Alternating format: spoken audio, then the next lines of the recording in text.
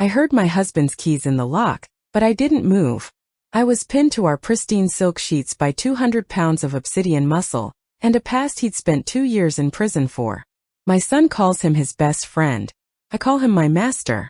And tonight the perfect life I built is about to burn. And I'm the one holding the match.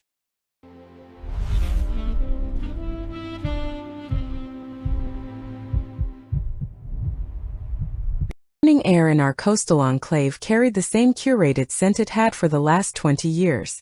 It was a suffocating blend of salt spray, expensive medium roast beans, and the chemical sweetness of perfectly manicured lawns. I stood by the floor-to-ceiling windows, watching the fog lift off the Pacific like a heavy shroud being pulled back from a corpse. My reflection was a blur of cream-colored silk and expensive jewelry, a ghost haunting her own pristine kitchen. Everything was in its place, every surface polished to a mirror finish that reflected nothing but my own hollowed-out silence. Robert sat on the veranda, his presence as steady and predictable as the tides that washed against the cliffs below. He was the architect of this sterile paradise, a man whose heartbeat seemed synchronized with the fluctuation of the stock market. I watched him flip through the financial section of the newspaper, the crisp snap of the paper echoing in the quiet morning. He did not look up as I set his porcelain cup on the marble coaster, his fingers grazing mine with a practiced, absent-minded affection that felt like a cold stone. We were two statues frozen in a tableau of success. The heat was already beginning to rise, shimmering off the infinity pool and making the distant palm trees tremble. I smoothed the invisible wrinkles in my linen skirt, my palms damp despite the humming air conditioning that kept the house at a constant 68 degrees. There was a peculiar weight in my chest, a restlessness that the Pilates classes and charity auctions could no longer soothe. I felt like a clockwork doll whose spring had been wound too tight, ticking away seconds that led nowhere. I traced the edge of my wedding band, wondering if the metal had always felt this heavy. The silence was shattered by a low rhythmic thrumming that vibrated through the floorboards and into my bones. It was the sound of a heavy engine, a mechanical growl that did not belong in our neighborhood of silent electric cars and muffled gates.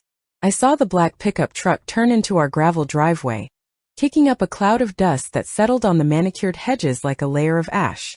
My son Leo had promised to arrive by noon, but the energy radiating from that vehicle felt older and more dangerous than a college sophomore. I stepped out onto the porch, squinting against the glare. Leo climbed out of the driver's side, his blonde hair tousled and his smile bright with the naive confidence of youth. He looked exactly like a younger version of Robert, dressed in clean khakis and a polo shirt that screamed of country clubs and legacy admissions. He waved at me, shouting a greeting that I barely heard over the sudden pounding in my ears. I forced a smile, playing the role of the doting mother, but my gaze was already shifting to the passenger side of the truck. The door creaked open with a slow, deliberate heaviness, and for a moment, the world seemed to hold its breath. The man who stepped out of the truck was a towering pillar of dark muscle that seemed to swallow the sunlight. I remembered a boy named Jax who used to run through our sprinklers, a thin and laughing child with scraped knees and a bright spirit. This was not that boy. This was a giant carved from obsidian, standing at least 6 feet and 7 inches tall. His skin was deep and rich, shimmering with a light sheen of sweat that made him look like a statue brought to life in the sweltering heat. He wore a black tank top that did nothing to hide the broad expanse of his powerful shoulders. Ink crawled up his thick neck and spilled down his arms in a chaotic tapestry of thorns, script and shadows. These were not the trendy designs of a college boy, but the marks of a man who had survived 2 years in a cage. Every line told a story of violence and endurance, a stark contrast to the bleached white walls of my home. I felt a strange, magnetic pull toward the darkness he carried, a primal recognition of the danger that Leo was too oblivious to see. Jack stood there, his presence an affront to the delicate balance of our lives, waiting for someone to acknowledge him. He looked at me then, his eyes dark and heavy with an intensity that stripped away my layers of silk and social standing. There was no deference in his expression, no polite recognition of the woman who had once baked him cookies and patched his scraped elbows. He saw me as a man sees a woman, his gaze lingering on the curve of my throat and the pulse point that was betrayed by my own racing heart. The air between us became thick and electric, a humid pressure that made it difficult to draw a full breath. I felt a shameful heat bloom in my chest, a spark of life. Leo grabbed a duffel bag and jogged toward us, his arm looping around the massive shoulders of his friend in a display of easy brotherhood. He introduced his friend as if nothing had changed, as if the world had not tilted on its axis the moment Jax set foot on our property. Jax walked toward the porch with a slow, predatory grace, his boots crunching on the stones with a sound like breaking bones. Robert had finally stood up, his hand extended in a gesture of hospitable dominance that felt pathetic in the face of such raw masculinity. I stepped forward, my legs feeling like lead. He did not speak as he reached out to take my hand, his palm rough and calloused against my soft, pampered skin. The contact was like an electric shock that traveled up my arm and settled deep in the pit of my stomach, turning my blood to molten fire. As his fingers closed around mine, I saw a fresh, jagged scar running across his knuckles, still pink and angry against his dark complexion. It was a violent, pulsing detail that screamed of recent struggles and a life lived outside the law. My heart hammered against my ribs in a frantic, uneven rhythm, and I knew then that our peace was dead. The house was a tomb of white marble and silent grievances, wrapped in the relentless rhythm of the Pacific. Outside, the surf crashed against the jagged cliffs, a sound like heavy breathing that never quite synchronized with my own. I lay in the center of our massive California king bed, the Egyptian cotton sheets feeling cold and stiff against my skin. Robert was a mountain of motionless flesh beside me, his breathing shallow and efficient, never varying even in the depths of his dreams. I stared at the ceiling, watching the pale moonlight trace a path across the crown molding like a silver serpent. My nightgown was a whisper of ivory silk that felt far too light, an irritating veil that did nothing to anchor me to the reality of my life. Every time I shifted, the fabric hissed against the mattress, a treacherous sound that seemed to echo in the cavernous silence of our suite. I felt a phantom heat prickling at the surface of my skin, a residue from the afternoon that no amount of cold water could wash away. The memory of that dark, scarred hand crushing mine remained a physical weight, a brand that pulsated in time with the distant, thundering tide beyond the glass doors. The walls of the bedroom seemed to be creeping inward, contracting with every muffled heartbeat until I felt as though I were being buried alive. This room, which had once been my sanctuary of order and status, now felt like the padded interior of a velvet-lined coffin. I could hear the hum of the climate control system, a mechanical drone that sought to scrub every natural scent from the air, yet I could still smell the salt.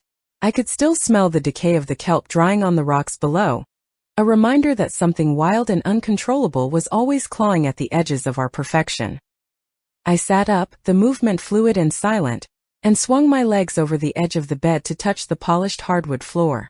It was cold, a bracing shock that traveled up my spine and cleared the fog of my restless thoughts for a fleeting second. I did not reach for my robe. The silk slip was enough, a thin barrier between me and the darkness of the hallway. I looked back at Robert, his face a mask of serene indifference in the moonlight, and felt a sudden sharp pang of resentment. He slept because he was whole, while I was a collection of shattered fragments held together by sheer willpower. The corridor stretched out before me like a long dark throat, lit only by the faint blue glow of the security panels. My bare feet made no sound on the runner, a transition of wool and shadows that led away from the master wing toward the guest quarters. I passed the portraits of our ancestors, their painted eyes following me with a judgment that I could no longer bring myself to fear. The house felt alive, a beast that had swallowed us all and was now digesting our secrets in the quiet hours of the early morning. I moved deeper into the labyrinth, drawn by a gravity I did not want to name. I told myself I was merely a diligent hostess, worried that our guest might find the ocean air too damp or the linens insufficient. It was a lie, a thin and transparent veil I draped over the growing hunger that gnawed at the center of my being. I thought of the towels I had left on the wicker bench, wondering if he had used them to dry that massive, tattooed frame after a late-night shower. The image was a vivid intrusion, a flash of dark skin and droplets of water that made my breath catch in my throat. I was 45 years old, and yet I was trembling like a girl on the edge of a cliff. I remembered him at 7 years old, a blur of dark limbs and high-pitched laughter, chasing Leo through the rose bushes in our backyard. Back then, I was the one in control, the one who dispensed bandages and lemonade with a patronizing maternal grace. Now that memory felt like a cruel joke, a distorted image from a life I could no longer recognize. The boy was gone, replaced by this obsidian giant who looked as if he could crush my entire world with a single casual shrug of his shoulders. The power dynamic had shifted so violently that it made my head spin with a sickening vertigo. The door to the guest suite was at the very end of the hall, isolated from the rest of the living spaces by a heavy oak portal. As I drew closer, the air seemed to change, growing thicker and warmer, stripped of the antiseptic chill that governed the rest of the house. I could hear the faint, low-frequency hum of a radio, or perhaps it was just the vibration of his presence through the wood. My hand hovered over the brass handle, my fingers shaking so violently that I feared the metal would rattle and wake the entire household. I was standing on the threshold of an irreversible betrayal. The door was not latched, a subtle invitation or perhaps a sign of his utter lack of concern for the boundaries of this world. I pushed it open an inch, then two, the hinges silent and well-oiled, revealing a sliver of the room bathed in the amber glow of a single lamp. The scent hit me instantly, a heavy and intoxicating mixture of bitter tobacco and the musky, raw aroma of male sweat. It was the smell of the yard, the smell of the street, the smell of a man who had never been tamed by the soft comforts of a suburban life. I stepped inside, my heart hammering against my ribs. He was not in bed. He was sitting by the window, his massive form silhouetted against the dark blue of the night sky. He was shirtless, his back a vast landscape of moving shadows and rippled muscle as he leaned forward to stub out a cigarette in a glass tray. The lamp on the bedside table cast long, distorted shadows across the walls, making him appear like some ancient, subterranean deity. He did not turn around immediately, but I knew he sensed me there, his predatory instincts far sharper than anything I had ever encountered in my polite social circles. The sheer scale of him was overwhelming in the confined space of the guest room, a 2-meter giant who made the furniture look like dollhouse toys. Even in repose there was a violent energy radiating from him, a tension that seemed to vibrate in the very air I was breathing. I watched the way his shoulder blades moved under that ink-stained skin, the tattoos shifting like living things in the dim light.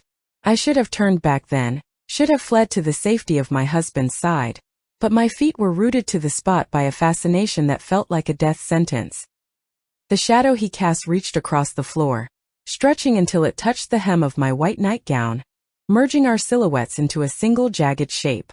I felt a sudden sharp pressure in my lungs, as if the room were running out of oxygen. He remained motionless for several heartbeats, letting the silence swell between us until it was almost unbearable. I could hear the ticking of a clock on the dresser, each second a hammer blow against my conscience. I was a trespasser in my own home, a thief looking for something that could never be legally owned or safely kept. "You are a long way from home, Auntie Mary," he said, his voice a low, gravelly rumble that seemed to start deep in his massive chest. The words were a physical caress, a vibration that traveled through the floor and settled in the pit of my stomach, making me feel hollow and heavy all at once. There was an unmistakable edge of mockery in his tone, a deliberate twisting of the familiar title I had once insisted upon when he was a boy. He turned his head slowly, his dark eyes catching the lamplight and reflecting a wild, untamed intelligence that saw through every one of my pretenses. The way he said my name was a violation, a sharp blade that sliced through the decades of respectability I had so carefully constructed. He did not see the philanthropist or the wife of a powerful man. He saw a woman who had come into his room in the middle of the night wearing nothing but silk. I felt a wave of dizziness wash over me, the floor tilting beneath my feet as the distance between us seemed to collapse. He stood up then, his movement fluid and effortless, a slow rising of power that forced me to look up until my neck ached from the sheer, staggering height of him. He moved toward me with a silent, heavy grace, closing the gap until we were separated by no more than a single inch of heated air. I could feel the radiant warmth coming off his body, a furnace that threatened to melt the resolve I was clinging to with desperate fingers. He did not touch me, but the proximity was more intimate than any embrace I had ever known with Robert. I was a bird trapped in the shadow of a hawk, my wings clipped by the sudden, terrifying realization that I did not want to fly away. I wanted to be consumed by the storm he carried within him. I reached out, my hand moving of its own accord as if it were a separate entity entirely, and let my fingers brush against his forearm. The contrast was obscene and beautiful. My skin was pale, almost translucent in the light, appearing fragile and ghostly against the dark, obsidian density of his muscle. My hand looked like a piece of delicate porcelain resting on a slab of weathered stone. I felt the coarse hair on his arm and the hard, unyielding ridge of a muscle that did not flinch at my touch. It was a collision of two universes that should have never been allowed to meet. I let my eyes wander over the intricate designs that decorated his chest, tracing the dark lines of a serpent that seemed to coil around his collarbone. The ink was thick and raised in some places, suggesting a history of pain and permanence that my own life had entirely lacked. These were not just decorations. They were a suit of armor he had earned in the darkness of a prison cell, a geography of his survival. I wanted to touch every mark, to understand the map of his suffering, and the source of the strength that now made my own existence feel so thin and transparent. In that moment, the woman I had been for 45 years simply ceased to exist, her virtues and her memories dissolving into nothingness. The wife who managed the household, the mother who worried about her son's future, the pillar of the community, they were all gone, replaced by a stranger. I was nothing but a vessel of nerves and heat, responding to the raw masculine power that was now towering over me with a silent, knowing smile. The boundaries of my morality were being rewritten in the dark, etched into my soul by the sheer weight of his presence in this forbidden room. He reached down, his large, scarred hand moving with agonizing slowness until his thumb hooked under the edge of my jaw, forcing me to meet his gaze. His touch was not gentle. It was a claim, a marking of territory that left no room for negotiation or escape. I saw the flash of his white teeth as his grin widened, a predatory expression that confirmed he knew exactly what he was doing to me. I was a willing captive, a woman who had traded her soul for the thrill of being hunted by something she could never hope to control. The silence of the house was now a screaming witness to my fall. As I stood there in the semi-darkness of the guest wing, I realized that I had been waiting for this destruction my entire life. The peace I had cultivated was merely a vacuum waiting to be filled by this specific, terrifying chaos. I looked up at him, my eyes wide and pleading for a mercy I knew he would not give, and I felt a dark joy bloom in the ruins of my dignity. The morning would come, and I would have to play the part of the wife again, but tonight I was a ghost in my own home, haunting the spaces where I used to be safe. The threshold had been crossed and the path back was gone. He leaned down, his breath warm and smelling of smoke against my ear, and whispered something I could not quite understand but felt in the marrow of my bones. It was a promise of ruin, a vow to strip away every last vestige of the woman I thought I was until only the raw, aching truth remained. I closed my eyes, letting the darkness swallow me whole as the weight of his shadow pressed me down. The house remained silent. The ocean continued its rhythm, but nothing in my world would ever be the same again. I had finally found the fire I had been searching for in the heart of the ice. The week unfolded like a slow-motion fever dream, blurred by the golden California sun and the agonizing stretches of silence that Robert left behind. My husband had departed for a series of back-to-back conferences in San Francisco, leaving our estate to become a playground for my burgeoning obsession. Each morning, I would watch his silver sedan disappear down the winding driveway, feeling a treacherous surge of relief that tasted like iron and honey. The house would then settle into a deceptive stillness, a hollow shell of propriety that I was about to crack wide open with my own restless hands. The laundry room became the first station of our secret, silent pilgrimage, a place where the domestic and the profane collided in the heat of the dryer. I spent hours there, surrounded by the rhythmic thumping of the machines and the cloying artificial scent of lavender-infused softener.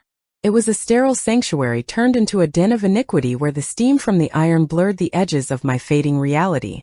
I would find him there, leaning against the folding table with a casual insolence that made my heart stutter against my ribs. He never spoke much, his silence a heavy weight. When he finally reached for me in that cramped, humid space, his movements were devoid of the tentative softness I had known for over 20 years of marriage. His hands were vast landscapes of rough skin and hard-earned calluses, the texture of a man who had spent his youth handling stone and cold steel.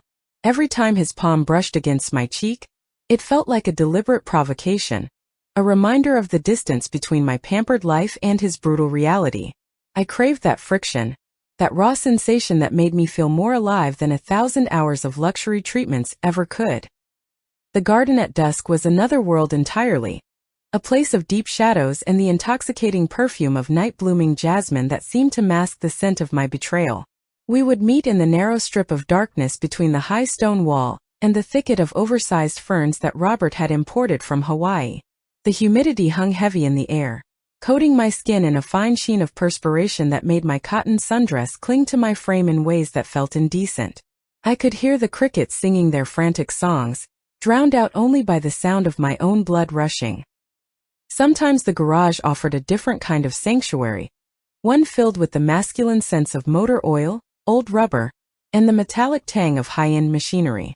In the dim light of the overhead fixtures, the polished hoods of our luxury vehicles reflected our intertwined shadows like dark, distorted mirrors. He would stand over me, his 2-meter height making the vaulted ceiling feel low and oppressive, his presence a dark cloud that blotted out the sun. There was a jagged, dangerous edge to our interactions there, a sense that we were defiling the very symbols of my husband's success. He never bothered with the pretenses of romance, no sweet words or gentle endearments to soften the blow of our transgression, and I loved him for it.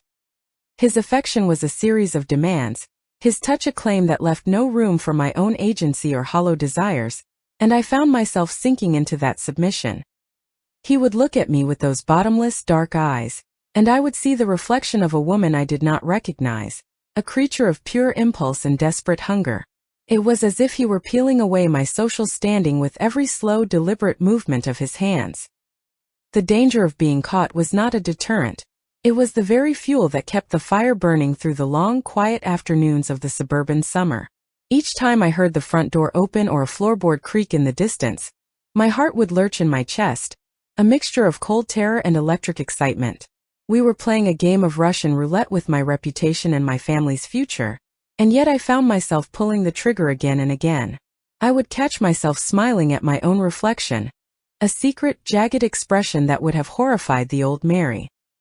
My son Leo remained blissfully unaware of the rot spreading through the heart of our home, his innocence a sharp blade that twisted in my gut. He would talk to me about his college classes, his plans for the future, and his old memories of playing with jacks, never noticing the way my hands shook. I watched him through a veil of guilt that was rapidly being replaced by a strange, detached fascination with my own capacity for deception. He was the anchor that should have held me to the shore, but the current of my desire for the giant in our guest room was far too strong. The climax of our reckless dance occurred on a Tuesday afternoon when the heat had turned the air into a shimmering, oppressive weight that felt like a physical hand. We were in the oversized walk-in pantry, hidden away behind rows of imported oils, rare spices, and artisanal jars that spoke of a lifestyle I no longer valued. The space was cramped, the shelves pressing in on us, and the air smelled faintly of cedar and expensive chocolate. I was pressed against the back wall, my breath coming in short, jagged gasps as I felt the immense heat radiating from his tattooed chest. The sound of the kitchen door swinging open was like a thunderclap in the small, enclosed space, freezing the very marrow in my bones. I heard Leo's voice, cheerful and mundane, calling out for me as he tossed his keys onto the granite countertop with a sharp metallic clink. He was only a few feet away, separated from us by nothing more than a thin piece of oak in my own trembling heart. I watched the door handle as if it were a venomous snake about to strike, my vision blurring at the edges. One step, one curious movement from my son, and my entire world would shatter.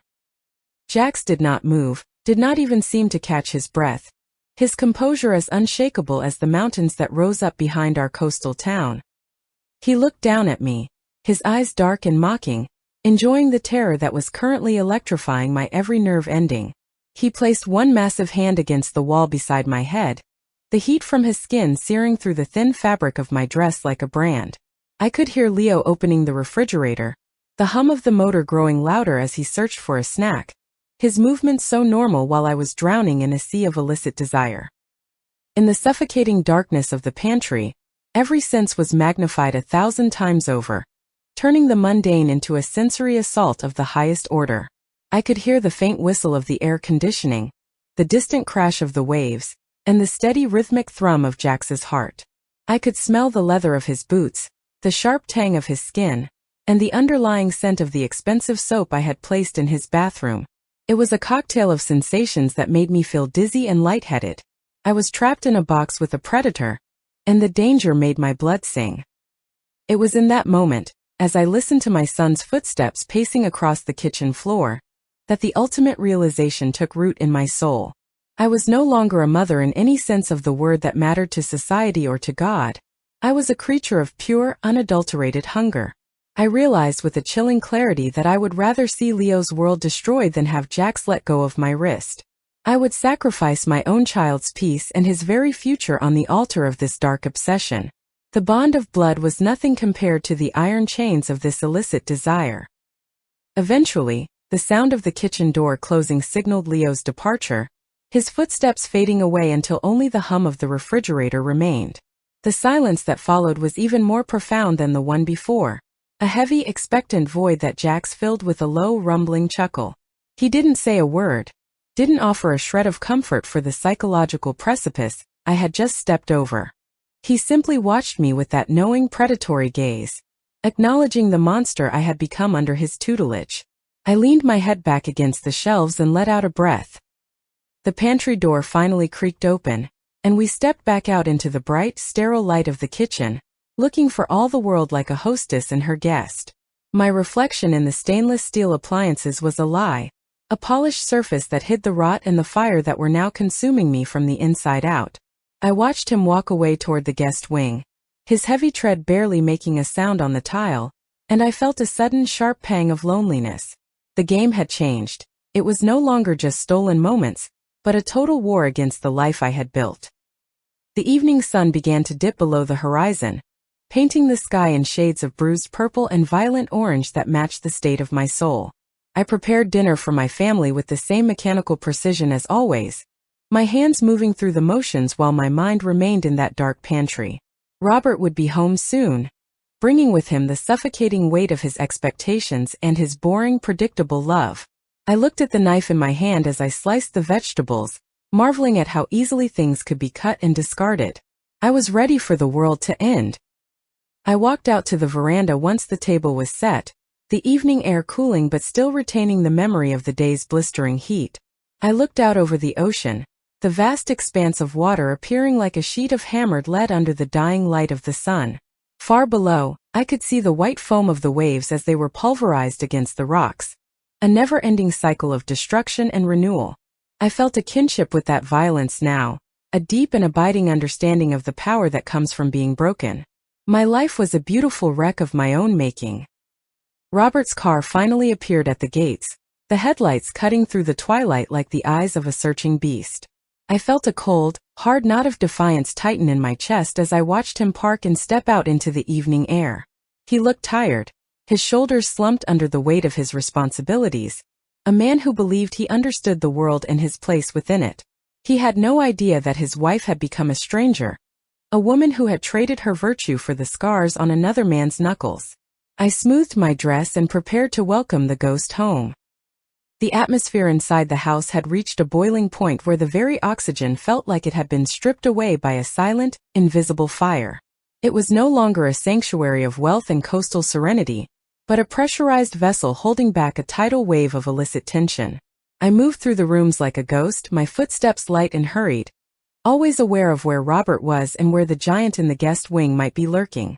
Every shadow on the wall seemed to hold its breath, and every mirror I passed reflected a woman I no longer recognized, her eyes bright with a dangerous, feverish light.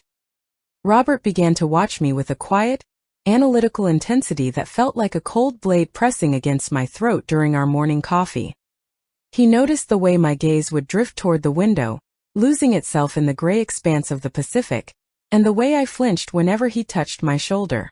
My sudden bursts of irritability over the smallest domestic trifles were like cracks appearing in a dam, revealing the turbulent water surging beneath the surface. I was a stranger in my own skin, a wife who had forgotten the script of her own life, and the silence between us grew heavy with the things he was too afraid to ask. The heat of the California summer was an excuse to wear linen and silk, but I found myself draped in high collars and heavy scarves that felt like a noose in the humid air. Beneath the delicate lace of my blouses, my skin bore the fading purple-gold maps of a passion that was as violent as it was transformative. I spent minutes in front of the vanity mirror, using thick creams and powders to hide the evidence of my descent into the dark, secret world Jax had built for us. Each mark was a secret I carried with a mixture of shame and a fierce, possessive pride that made my hands tremble as I buttoned my coat. But the most terrifying element was the way Jax began to occupy the house, his presence expanding until he seemed to own every square inch of the property. He did not skulk in the guest wing like a polite visitor.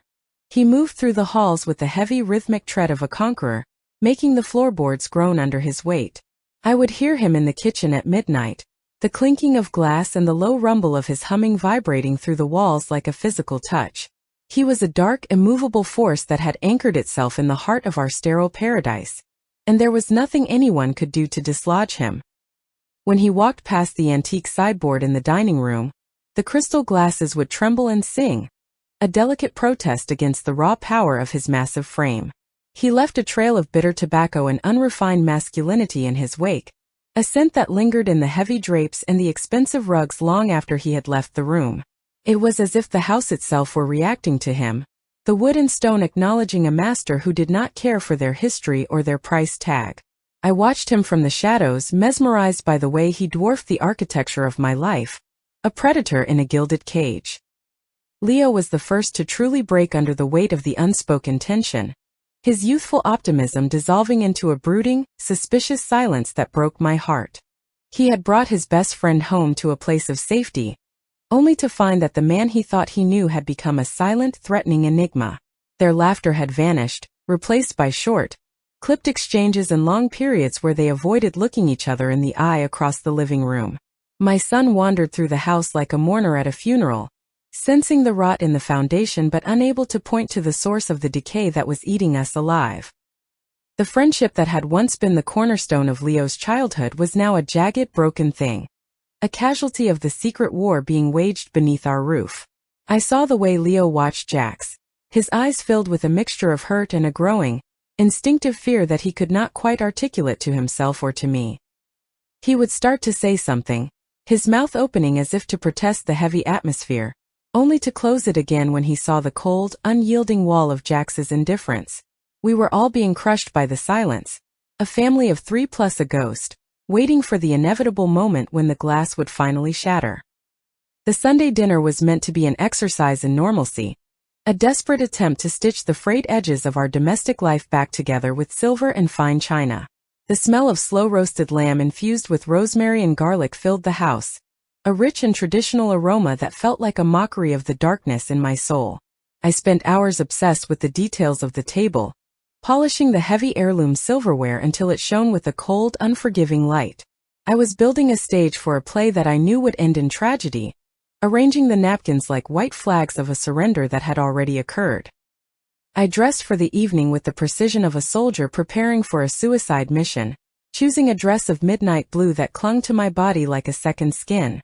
I pulled my hair back into a tight, severe bun, hoping to project a mask of composure that would hide the frantic beating of my heart against my ribs. As I descended the stairs, the sound of my heels on the hardwood was the only noise in the house, a sharp, rhythmic clicking that counted down the seconds to our confrontation. I felt like a tightrope walker suspended over a pit of fire, with the eyes of 3 different men waiting for me to lose my balance. We sat down to eat in a dining room that felt as vast and cold as a cathedral, the candlelight casting flickering, monstrous shadows against the velvet wallpaper. Robert sat at the head of the table, the portrait of a successful patriarch, though his hands were gripped tightly around the stem of his wine glass. Leo was to his left, staring down at his plate with a hollow expression, while Jax sat directly across from me, his massive shoulders filling the space like a storm cloud. The air was so thick with unspoken accusations that it felt difficult to swallow the wine, which tasted like copper and old dust. I forced myself to speak, my voice sounding thin and artificial in the cavernous silence of the room, as I began to describe the upcoming charity gala for the Children's Hospital. I spoke of flower arrangements, silent auctions, and the importance of community involvement, spinning a web of mundane lies to cover the roaring silence of my own betrayal. Every word felt like a stone in my mouth, heavy and gray. But I kept the smile fixed on my face like a porcelain mask. I was the perfect hostess, the dutiful wife, the pillar of the community, all while my soul was screaming for the destruction of it all. Halfway through the first course, I felt a sudden, heavy pressure against the side of my knee, a heat that seared through the fabric of my dress like a brand. Jax had extended his leg under the table, his heavy boot and the rough denim of his jeans pressing against me with an insolent public intimacy that made my breath hitch. He did not look at me. He continued to cut his meat with a slow, methodical grace, his dark eyes fixed on Robert with a gaze that was almost predatory. The touch was a claim, a reminder that I belonged to him even here, in the heart of my husband's sanctuary. The sheer audacity of the gesture sent a jolt of pure, unadulterated terror through my nervous system, followed immediately by a wave of heat that threatened to consume my composure. I could feel the texture of his trousers against my skin, the hard muscle of his calf exerting a steady, unwavering pressure that pinned me to the moment. I kept talking about the hospital's new pediatric wing, my voice steady even as my body began to tremble with the effort of not crying out in shock. It was a sensory overload, a collision of the polite, civilized world and the raw, untamed power of the man across from me. Robert paused in his meal, his fork hovering midair as he looked from me to Jax with a sudden, piercing scrutiny that made the blood run cold in my veins. He sensed the shift in the room, the sudden drop in temperature and the electric charge that was radiating from the space between us. His eyes narrowed, searching my face for a tell, a flicker of guilt, or a sign of the madness he suspected but could not yet prove. I met his gaze with a defiance that surprised even me, my Janus-like nature allowing me to project a mask of innocence while my body was screaming in submission to another. The table felt like a battlefield, the clinking of silverware against porcelain the only shots fired in a war that was rapidly moving toward a total and irreversible annihilation. Underneath the white linen cloth, the secret contact continued, a rhythmic, pulsing pressure that made me feel as though I were drowning in a sea of molten obsidian. I could see the sweat beads on Leo's forehead as he felt the tension vibrating through the air, his eyes darting between the three adults like a trapped animal. We were all complicit in this silence, all tied together by a knot of desire, suspicion, and a love that had turned into a poison. I felt a dark, twisted joy blooming in the ruins of my dignity as I realized that I was enjoying the danger, the sheer, agonizing thrill of being nearly caught in the act. The risk was a drug, a potent elixir that made the boring, predictable life I had lived for 45 years seem like a faded black and white photograph. I was a woman of two faces, a creature of the light and a daughter of the shadows, and the blur between the two was becoming my only reality. My husband's home was now a stage for my transformation, a place where the old Mary was being systematically dismantled and discarded like a piece of broken furniture. The dinner finally ended not with a bang, but with the hollow sound of chairs scraping against the floor as we rose to retreat to our separate, lonely corners of the house. Jax withdrew his leg, the sudden loss of his heat leaving me feeling cold and abandoned in the middle of the room, my body still humming with the memory of his touch. He gave me a single, slow nod before turning to walk away, his heavy tread once again making the crystal in the cabinets shiver and moan. I stood there, clutching the edge of the table until my knuckles turned white, watching him disappear into the shadows.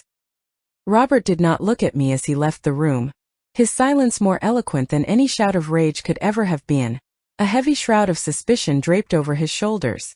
Leo fled to his own room, the sound of his door slamming shut echoing through the house like a final judgment on the family we used to be. I was left alone in the dying light of the candles, surrounded by the remnants of a meal that none of us had truly tasted, a queen in a palace of ash. The line between what was real and what was merely a dark fantasy had finally, irrevocably, dissolved into the night. The sky above the Pacific had turned a bruised, violent shade of indigo, as if the heavens themselves were preparing for a reckoning that was long overdue. The rain began as a low, persistent drumming against the skylights, a rhythmic tattoo that seemed to echo the frantic beating of my heart. I stood by the window of the master bedroom, watching the lightning flicker across the horizon like the nerves of a dying god. The air in the house was heavy with the scent of ozone and the damp, salt-crusted earth of the cliffs below, a primordial smell that mocked the expensive candles burning on my vanity. I felt a fever in my blood that no storm could cool, a restless agitation that had been building since the moment the giant first stepped onto our gravel driveway. My skin felt too tight, my silk robe a suffocating weight that I longed to shed in the humid darkness of the coastal night. Every flash of lightning revealed a glimpse of the churning ocean, its white caps appearing like the teeth of a beast waiting to swallow everything I had built. I was 45 years old, and for the first time in my life, I was hoping for the world to simply stop turning and let me sink into the abyss. Jax entered the room without a sound, a dark shadow that detached itself from the gloom of the hallway and moved with the predatory grace of a panther. The flickering light from the storm illuminated the intricate, swirling ink on his massive shoulders, making the tattoos appear to writhe and pulse like living serpents. He didn't speak, he didn't have to. His presence filled the cavernous master suite until there was no room left for the ghosts of my marriage. He was a 2-meter-tall monolith of raw, unyielding power, and the sight of him made the breath catch in my aching throat. I watched him approach the bed, the heavy furniture seeming fragile and insignificant beneath the weight of his towering frame and the sheer intensity of his gaze. The contrast was a visceral shock to my system. His deep, obsidian skin appeared even darker against the pristine alabaster sheets of our Egyptian cotton bed. It was a desecration of the sanctuary Robert and I had spent 2 decades perfecting, a deliberate stain on the canvas of my respectability. I moved toward him, drawn by a gravity that ignored every law of God and man, my hands trembling as they reached for him. We lay together in the center of that vast, white expanse, a tableau of light and shadow that looked like a challenge to the very concept of morality. I could feel the immense heat radiating from his body, a furnace that promised to consume every lie I had ever told myself about my own needs. His hands, rough and calluses from years of struggle, moved over my skin with a possessive authority that left no room for hesitation or regret. I was a vessel being filled with a dark, electric energy, a woman finally waking up from a long sterile sleep into a nightmare of her own making. The storm reached its crescendo, the thunder shaking the foundations of the house until the crystal chandeliers in the hallway began to sing a delicate, mournful tune. I was lost in the rhythm of the rain and the proximity of the man who had become my entire world, my ears ringing with the pulse of my own blood. I did not hear the distant hum of the security gate opening, nor did I notice the muffled sound of a car door closing in the driveway below. I was cocooned in a sanctuary of heat and shadow, oblivious to the fact that the architecture of my life was about to collapse. A sudden sharp metallic click echoed from the downstairs hallway, the unmistakable sound of the front door being unlocked and pushed open with a weary familiarity. My heart stopped, a cold spike of ice plunging into my chest as the reality of the situation crashed through the fog of my obsession. Robert should have been 300 miles away in San Francisco, locked in a boardroom or sleeping in a luxury hotel. But the flight had been canceled, the weather had turned, and the man who owned this house had returned to claim what he believed was still his. I heard his footsteps on the hardwood, slow and deliberate, the sound of a man who was tired but satisfied to be back in the heart of his predictable kingdom. Every step was a hammer blow against the silence of the upper floor, drawing closer with a relentless inevitability that made my skin crawl with a sudden sharp terror. I looked at Jax, expecting to see a reflection of my own panic, but his expression remained as calm and unyielding as the stone of the cliffs. He didn't move to hide, didn't reach for his clothes. He simply watched the door with a cold, predatory anticipation.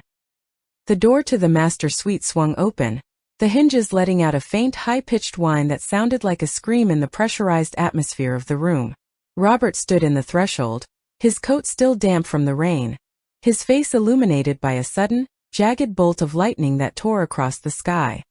He looked like a man who had walked into a hallucination, his features frozen in a mask of incomprehension as he took in the scene before him.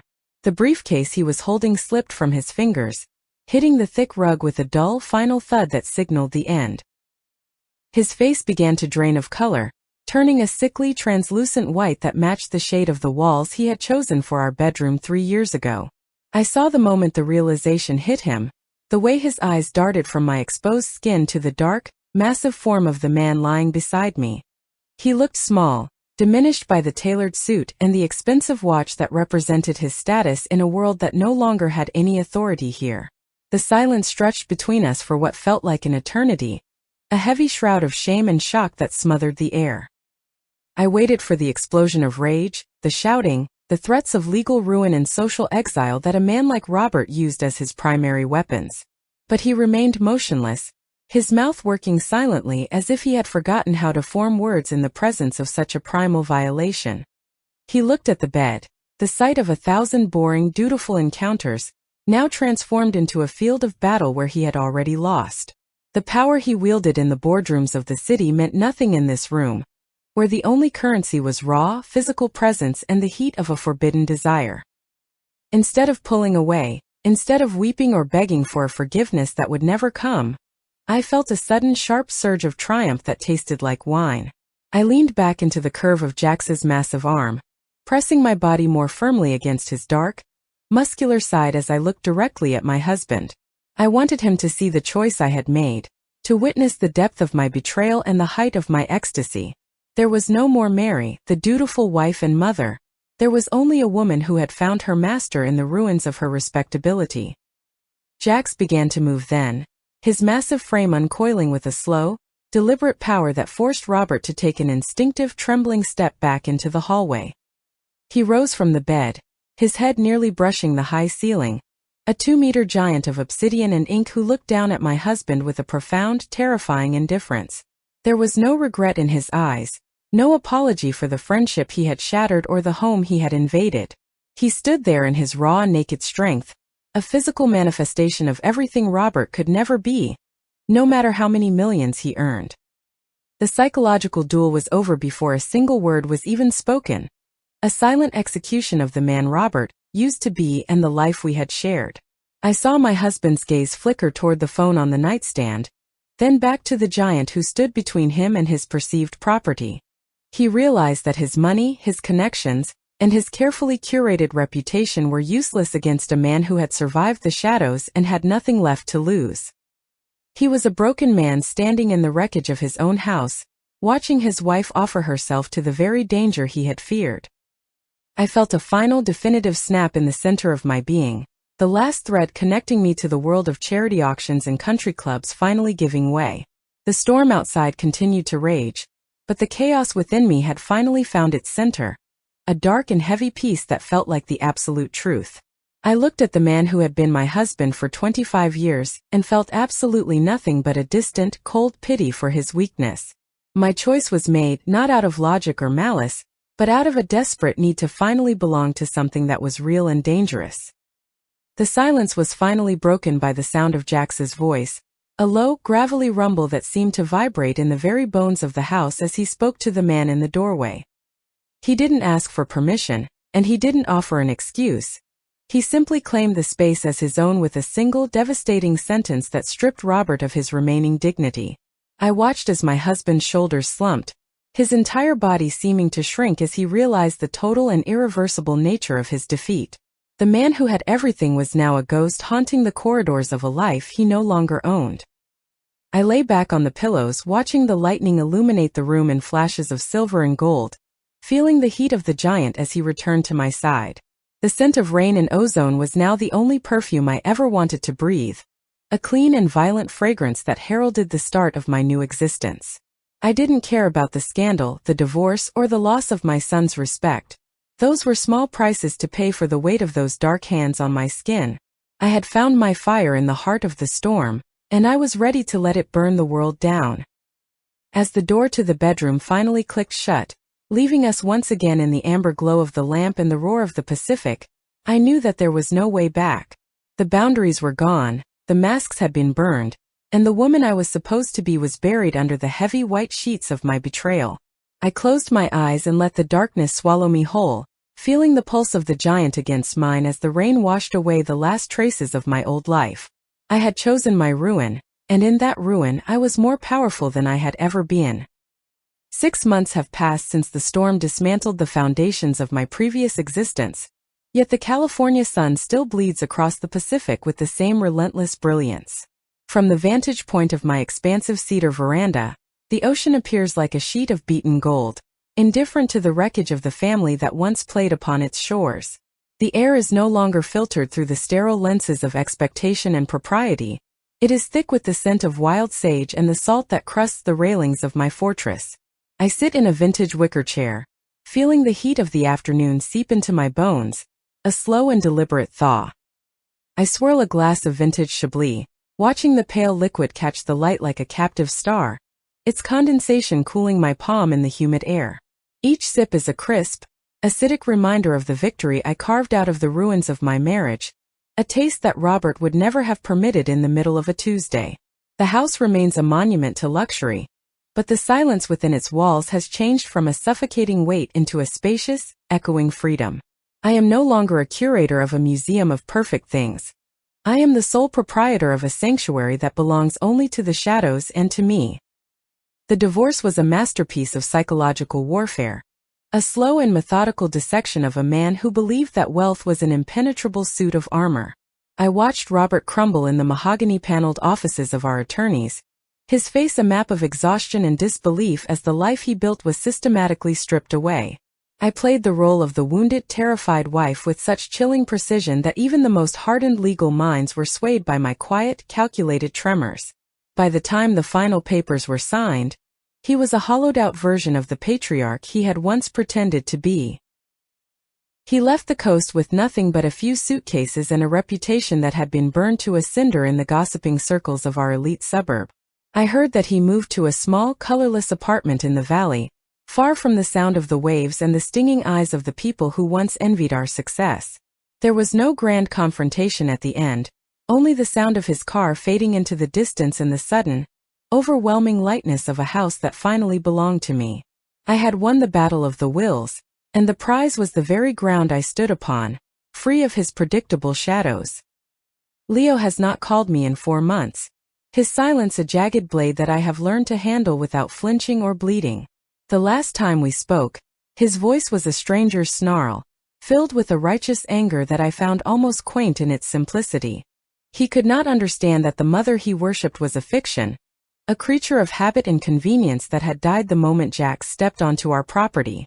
I do not mourn the loss of his affection, for to do so would be to acknowledge a debt I no longer feel I owe to the world of the light. In this new reality, the maternal instinct has been replaced by something far more primal and selfish, a drive toward a survival that requires no approval from my offspring. I look at the framed photographs of our family vacations, and see only a group of actors in a play that has long since closed its doors. The boy who was my son is gone, replaced by a man who shares my blood but none of my newfound clarity. I am reborn as a woman without a history, a traveler who has reached the end of the road and decided to build a bonfire out of her maps and her compasses. The neighbors across the manicured street are less subtle in their disapproval, their whispers reaching me through the hedges like the dry rustling of dead leaves. I see Mrs.